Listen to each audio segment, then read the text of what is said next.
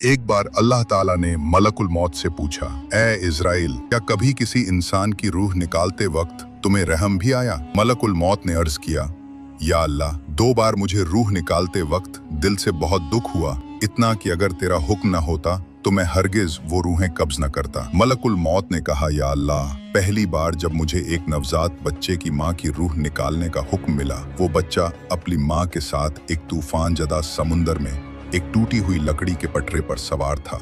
उस वक्त उस मासूम बच्चे का इस पूरी कायनात में सिर्फ एक ही सहारा था, उसकी माँ। तब मुझे हुक्म मिला कि उस बच्चे की माँ की रूह कब्ज कर लूं। या रब, उस लम्हे दिल फट गया, उस मासूम पर बेपनाह रहम आया। और दूसरी दफा एक बादशाह, उसने शौक और आरजू से एक शहर बनवाया था, इतना शानदार कि पूरी दुनिया में वैसा शहर कहीं और नहीं था। जब वो बादशाह अपने उस नए शहर का दीदार करने पहुंचा और उसका पहला कदम शहर के दरवाजे में पड़ा तो मुझे हुक्म हुआ, उसकी जान निकाल लो। उस वक्त मुझे बहुत रोना आया।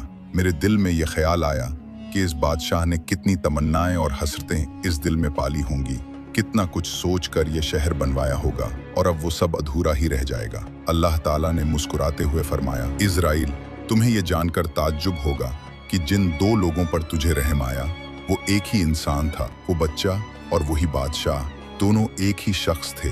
उस शख्स का नाम है शद्दाद।